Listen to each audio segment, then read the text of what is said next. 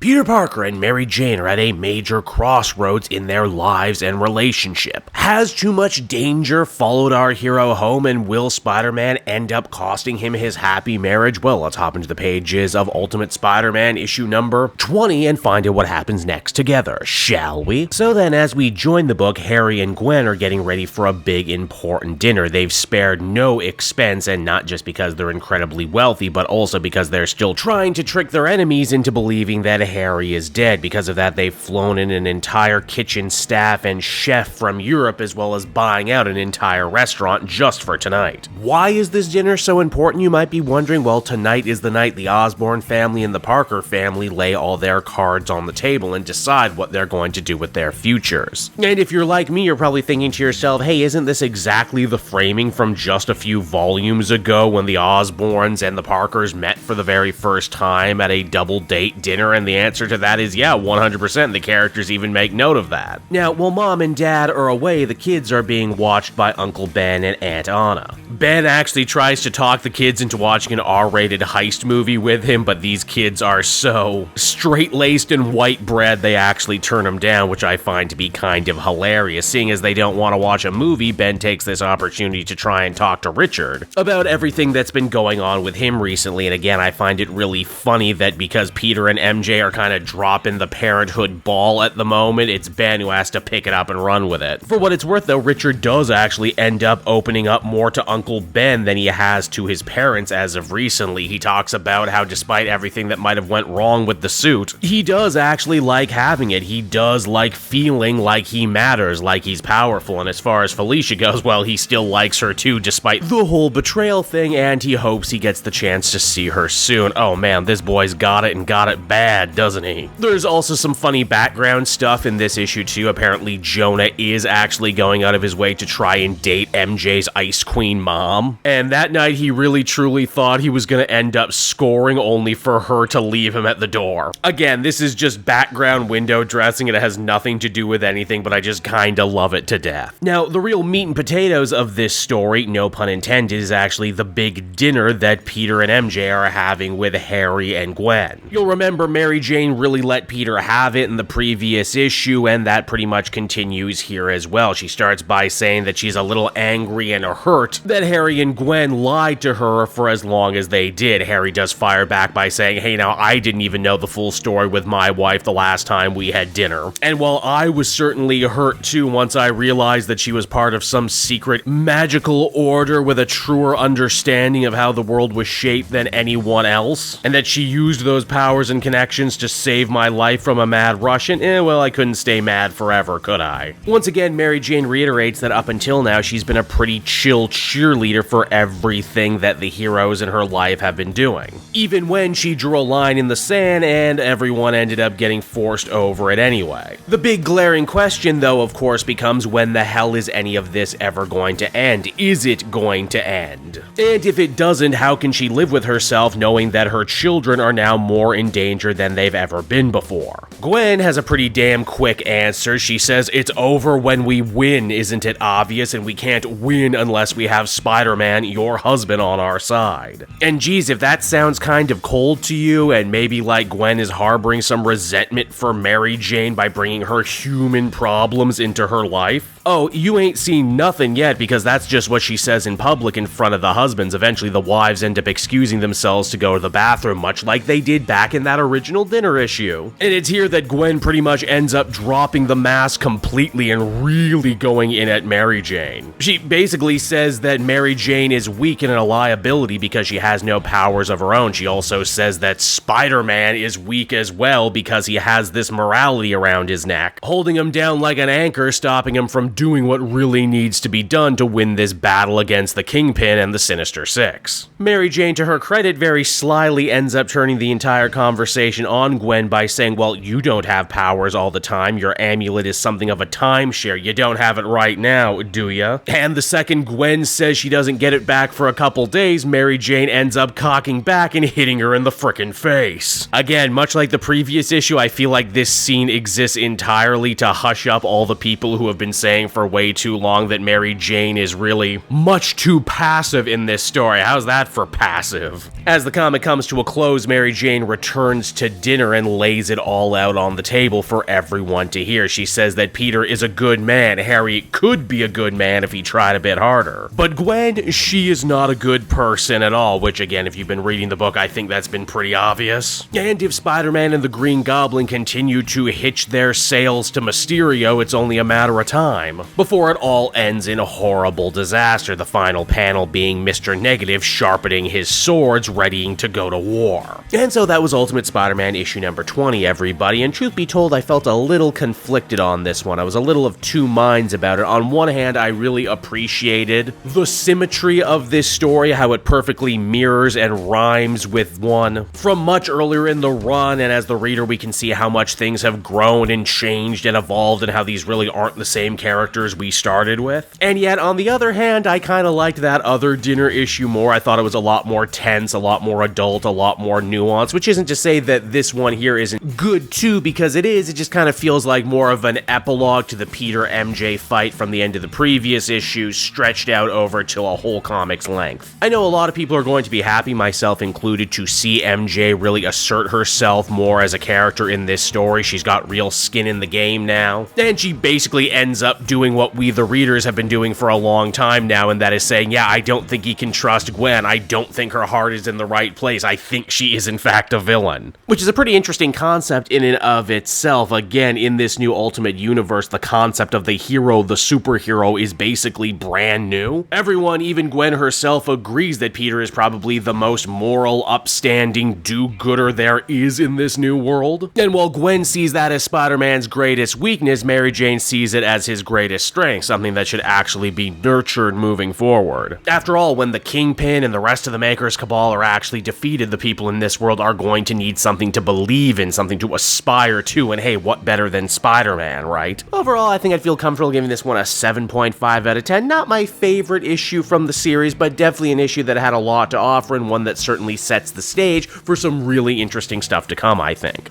Hey there everyone, it's your old pal Cape Joel again, thanking you so much for watching to the end of the video. I hope you enjoyed it, and if you did, why not check out my Amazon link down in the description. Yes, that's right, the Cape Joel channel officially has its own Amazon storefront now. You can pick up a comic or anything else for that matter, and if you did, you'd really be helping me in the channel. So with that out of the way everyone, I will see you again next time. Bye-bye.